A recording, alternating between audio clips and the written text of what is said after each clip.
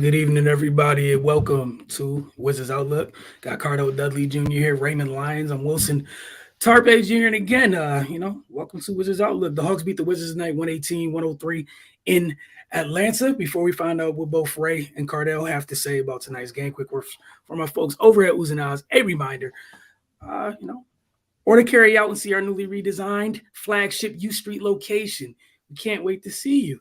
Get out there, visit uzinaz.com today. All right. Who wants to start with this one? It was on you, Ray. I went yesterday. Yeah, man. Really, that third quarter did it, man. And they was hanging tough throughout the first half. They started out a little rough.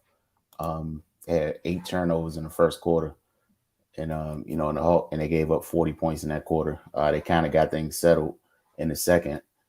They had 0 turnovers, and they won that quarter 34-27. So yeah, man, it seemed like they was righting the ship, but third quarter the rim had a lid on it, and then Trae Young got activated. So that's pretty much a recipe for disaster, man.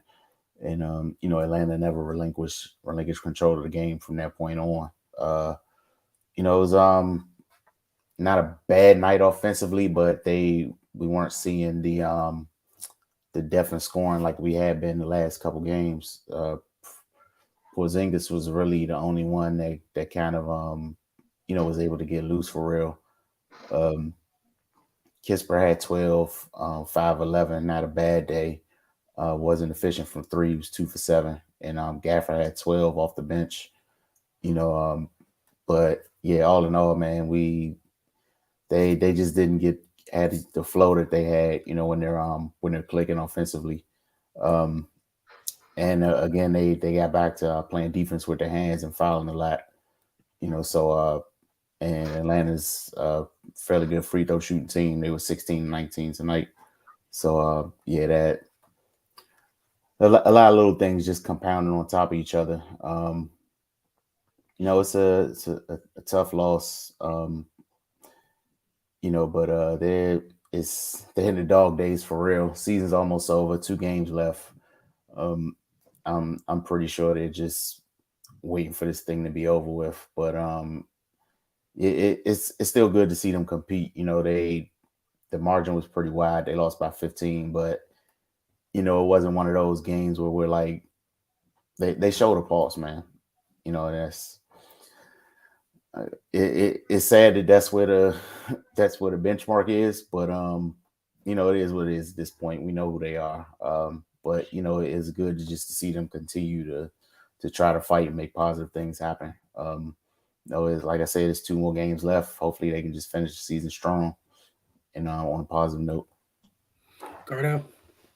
Yeah, I just think the back-to-back little jet lag got to them, especially in the third quarter, especially defensively. When they were guarding with their hands, that's usually what that means. They fatigued, they're tired, and Atlanta got a lot of weapons. You know what I mean? So you got to be on point. They kind of had similar issues with the Wizards throughout the season. Their defense isn't the most stout, but offensively they can light you up if you can't stop them, and that's what they did. They had no answer for Porzingis. We had a monster game, 26 and 18.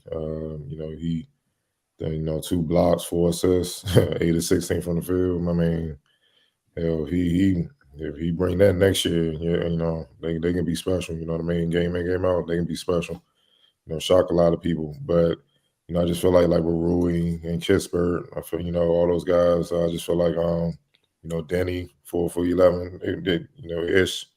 They just didn't have any legs, especially in the third. And then to make it worse, sometimes a strong offense is the best defense. You got Gallinari and Bo Buckets out there lighting you up. You know what I mean? Look, you already got dead legs, and those then it's just they really just burning your legs alive. Now you just ain't got nothing, and that's what pretty much happened in the third. They came alive. Especially Gallinari. He, when the Wizards seemed like they cut it under 10, they was making momentum. Gallinari hit a big 3 or something, and it deflates you. And the next thing you know, you up against the clock. So, that's what it was. Obviously 3-point shooting was a big key in this game. The Hawks shot 41. The Wizards shot 28. Um, you know, even though they shot pretty efficient from them everywhere else, and then like Ray said, fouling, they put them on the free throw line. The Wizards were 9 for 11 from the free throw line. The Hawks were 16 to 19. You give them free points, especially a good shooting team, they're gonna make you pay. And obviously the turnovers. That first quarter was just crazy. Eight in the first quarter. That's you digging yourself a hole right there. And they lucky that you only were down 9 at the end of the quarter.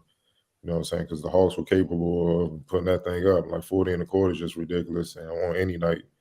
But that just tells you what it was, especially with the way they played last night against Minnesota. So, and that's a hell of a back to back. Normally with back to backs, it might be like Boston and New York. You know what I'm saying? Mhm. Back to back, you don't fly halfway across the country overnight. That's tough. I don't know who said that. That was a setup, man. They sent them folks cross time zones when they back to back. Exactly, dog. So, yeah, I mean, it hit them, man. Like it hit them. You know what I'm saying? Like I don't even know if Kingsbury even experienced something like this before. You know what I'm saying? So, and then you got to guard, and Bo Buckets and all them. That's tough. That's a tall order. Or DeAndre Hunter. My bad. That's a tall order. But man, like Ray said, man, at least they competed. They ain't come out there and just get smacked, and we just sit here like, dog, they down 30. Mm. Hurry him and just get this game over. As Miles said, 5, 4, 3, 2, 1 is Jones. We going about our business, man. But they fought. They fought to the end, and that's all we want to see moving forward. Just keep fighting. Build some momentum heading into the off season, because that shit can carry over to the next season. Mhm. That's the only way you're gonna get about this. Mediocre mindset and losing culture. So I'm not mad at it, man. The Hawks. They're playing team. Obviously they fell far below what they expected coming off last year. So look, man, the Wizards had pieces. Going into the off season, they just gotta draft well. They're gonna hit the free agent market, get some key pieces, and then the big deal is Bill. What he gonna do, man? So, but what we seeing, what would they have with some of these pieces and stuff? Um, they got some young pieces they keep developing. They'll be just fine. The thing I like about them is they're unselfish, they're professional, they playing for one another, and that's the key to success for any team. All right. Feel like this might be an easy one, but go ahead, guys. Yeah, I went Trey. I mean, once he got it going in the third, that was pretty much lights out, man. Wizards could never recover. Man, I'm gonna go with Gallinari. He had 26 and 10. I expect Trey to do what he did, but not Gallinari. I mean, what Gallinari come in averaging? Shoot, what he come in averaging? 11 and 4. Yeah, there you go. So yeah, that's tough. You know what I mean? So I mean, look, he's a big reason why Rui was quiet. Yeah. He put it to him. So yeah, I'm gonna give it to him, because without his production, it's a totally different game. I'm pretty sure they knew Trey was going to get his eventually. All right. X Factor. And I went Gallo for X Factor, because he, like Ardell pointed out earlier, when the Wizards would try to, make a push, it seemed like he made every timely bucket just to continue to keep Atlanta a couple steps ahead. So, yeah, I gave him X Factor for tonight.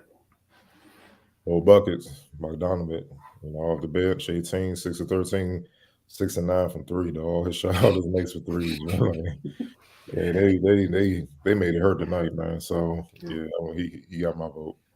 Yeah, them folks hit 16 as a team tonight.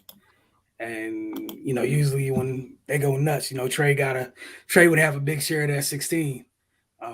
Talking about Bo buckets, and yeah, what Gallo did was crazy, because nobody had 26 and 10 on the bingo card for Gallo coming into this game. He contributes, but he's not supposed to give you 26 and 10. And then the timing of some of them too. They were like, to end Wizards runs, here comes one of them stiff behind mid-range jumpers. Here's another three. Like, hey, he was knocking them things down. So I give him credit where it's due. All right, we had only a couple comments as of right now. First one from Maya. Pretty solid game so far after a long flight from a back-to-back, knock on wood. This was at like 9:20, so this wasn't, this might have been right at the start of the third, or, going into the second half before the third happened. And then from Harry 11T just said, tough game. Yep. Look, man, it's all about just reps at this point, just reps, and the youngest getting better and getting the game experience, and they go in this off season with adventures. If they serious about winning next year, it's as simple as that. All right.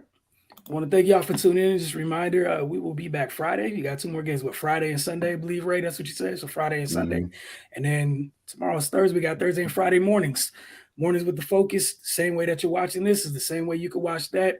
And again, it's not just Wizards. Anything you guys want to talk about, y'all usually like to come on here and vent, take some time. There's more time to do that in the morning. I'm willing to give y'all an hour of our time when we're there. So tune in. I'll see some of y'all tomorrow morning. And y'all have a great evening. Don't forget to get over to thefocustv.com.